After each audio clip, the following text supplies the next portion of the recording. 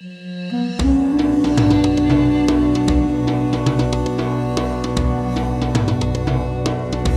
Haytayan, MENA Director, Natural Resource Governance Institute, with a very unusual flag next to her headshot from Belgium. I myself was in Lebanon recently, and I have to say, had an incredible week there. Obviously, lots of challenges, but there's still life in that old dog yet of Lebanon.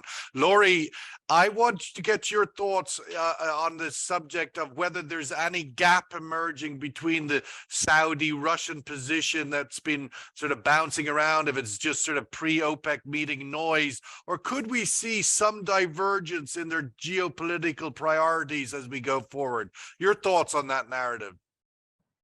Look, whatever the gap is, they don't want to keep it widening, I guess. It's not in anyone's interest. So they will be working on that issue. At the end of the day, if we go back to the market, the last thing the Saudis want is, like, in the sake of increasing the prices, to cut, and then this cut being replaced by the Russians and Iranians and others. So that's why I think the focus will be on that issue of how Saudi Arabia can keep the balance of the prices at the same time, not to keep on losing the markets to the Russians. That will be a problem, and that they need to fix, because that is the most important issue. But don't forget as well that from the beginning, these two entities, like the two countries, Saudi Arabia and Russia, are very pragmatic. They don't talk about like big values, etc. They're like, whatever works for us, we do. So, for instance, when there was the Arab Summit, so Zlenskis was present. The president of Ukraine was present there to talk about it. And when we know that kind of the Arab world was aligning with Russia. So they've done that because they had an interest in doing that, and we haven't seen like how do you explain that? I mean, I must say I was a little bit surprised that they facilitated Zlenskis' arrival. A bit like, you know, you'd be surprised to see Xi Jinping go to Kiev. Why do you think the Saudis made that decision? What was in their calculation, do you think? Because obviously, on the face of it, it was going to irritate the Russians, their partners in OPEC plus. Exactly. So basically, there are like many interpretations for that. First of all, because the Saudis are always saying that Saudi Arabia comes first, whatever it's in our interest, in the interest of the region, we're going to do. If we see that inviting President Zelensky serves a purpose, we're going to do, to say that we can play at the same time, we can play the mediator role. At the end of the day, one day, someone has to play that mediator role between, like, to end this war. It cannot continue like this or unnoticed, the forgotten war, because it has implication on the world. It's not just like two random countries that are at war. So that's one. Second, I guess it's again like a kind of very, very specific to the Arab world, because don't forget that in that summit, the president of Syria was back into the Arab fold, as we call. And there were a lot of resentment. Not very everybody is happy about that. So they wanted something bigger than at the end of the day, that summit being about Bashar al-Assad to come back to the Arab fold. So they covered that with something bigger. So nobody talked about Bashar al-Assad, and everybody was talking about President Zelensky being there. So there are like very complex, this new politics that is being shaped in the region by Saudi Arabia and the UAE and the rest. So these are like the nuance, if you want, politics that we need to look for it everywhere. Let's talk a little bit about the Turkish election. What obviously it ended up not being that surprising after the first round results signaled that Erdogan was going to get over the line. But ultimately, a few weeks and months ago, there was a sense that maybe this was the end of Erdogan after 20 years, but no, another 5 years. Let's first talk geopolitically. What are the ripples from this in the region, in the Orient, if you like? Look, from what we've seen, like after the election and the results, like most of the countries in the region, they were like congratulating Mr. Erdogan for his win. So I think at least because there were all these uncertainties about like new leaderships or old leadership coming back everywhere in the region, especially in the Eastern Mediterranean. There were the Cypriot elections, there was the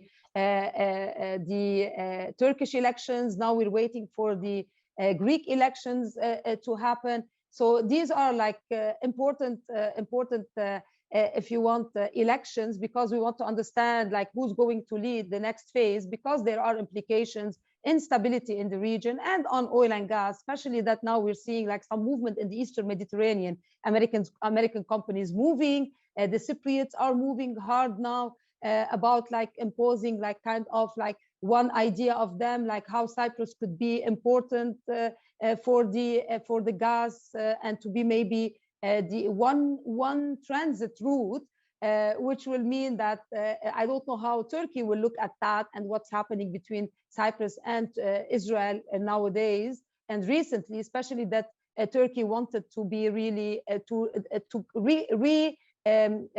dynamize the relations with Israel, and as you know, because Turkey kind of like talked with Russia about like potentially Turkey being a transit, energy transit. What kind of energy transit? Is it just transit or the energy hub? So is it just transit or is it like to do more? So Turkey is going to look more into as well their own oil and gas, because Mr. Erdogan promised the Turkish population that they will become energy independent. So he wants to work on that. He has already struck some good points on that with discoveries. He wants to continue on that. Do you think he turns a bit more Western again,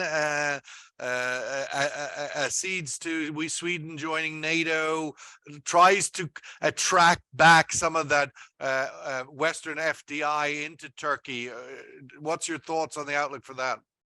Look, he has to focus, and he knows, and everybody knows that he has to focus on the economy. The economy is not doing well, so he has to focus on the economy. So that's why I guess like it will be like all the calculation now that you will have, because like they're over with the elections.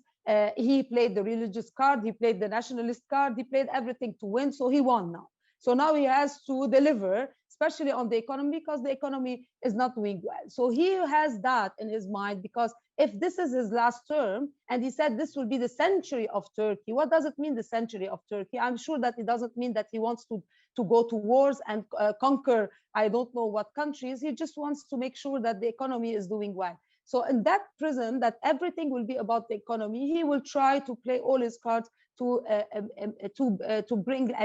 bring investment into Turkey, to play with, to look back to his Arab neighbors that for years they were playing an important role in the Gulf states did put a lot of money in his central Exactly. bank in recent months to stabilize things. Yeah, so they want more. I think they want more. Everybody understands that putting money in the central bank stabilizing doesn't mean much, because they want investment. They want more investment. They need more jobs, etc. So this is what he has to do. So this century of Turkey that he talked about. So let's see what will happen. Again, it's about the Europe, it's about the Arab world, it's about the Eastern Mediterranean for now, and definitely his relationship with Russia is important as well. Laury, let's give you the last word today on yet another geopolitical question, which is as all things Iran. We saw in the last few days, China's oil demand will rally. Yes, still buying it. But in terms of the Omani Sultan of Oman was in Iran yesterday. The head of OPEC, Secretary General, was in Iran earlier over the weekend, I believe. The rapprochement between Saudi and Iran. Iran essentially exporting as much oil as it wants to at this point. Where do you see this, at the kernel of it, this rapprochement Saudi-Iran now starting to show some foundations? Yeah, definitely, because we did see the rapprochement, we did see all that meeting, and then we didn't see much of what's happening. There were a lot of talks about like investments, etc. So it's slow, I think, and because there is a lot of mistrust, so they want to build that confidence.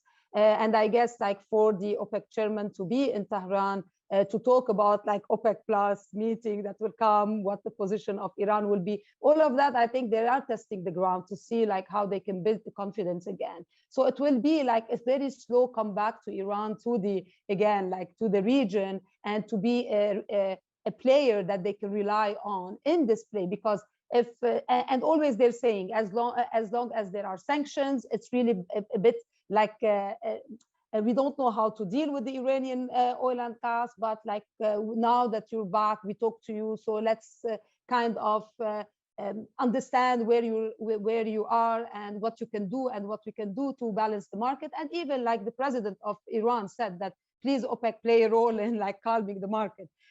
So these are all confidence building measures, I guess, and we are like, it seems that everything is okay, but we're watching to see how much of that will continue. Where does this sit, you think, Laury, in the context of Israel as a big player in the region, which obviously quite cross at this, it would appear, this rapprochement, but the Iranian nuclear program has certainly gone off the radar on any level of conversation, but yet obviously is still there. Israel is still there. Is everybody just happy to coexist at the moment? What's your read there? Look, as long as Iran is peaceful, they would say that, okay, let them have the bomb. Everybody says that Israel has that bomb, but that doesn't use it. Pakistan has that. So, you know, as long as they can control or kind of like predict what Iran will act in the region, and Iran is finding its way in the region and it's feeling comfortable, they think that even if at one point they have that nuclear capacity, they will not use it, but it will be kind of stabilizing the region, and it will be Iran talking to others from equal to equal. And so this is, I guess, like one point maybe now today we understand, because definitely no one is talking about JCPOA, no one is talking about the nuclear program of Iran, but it doesn't mean that Iran is not doing anything about it. It's just that it's under the radar. So as long as Iran is part of the region and so that will be kind of, okay, so you're in the region, you're playing a stabilizing role. So maybe we just like pretend that other thing, which is the nuclear power, is now not important. So and it's also this another is how way, the reading is. It's another way of signaling to Israel's very right-wing government that they need to pull their claws back in a little bit, that had become quite aggressive in their posture, not only against the Palestinians, but beyond. Perhaps there's many messages coexisting at the same time, but it's certainly one to watch.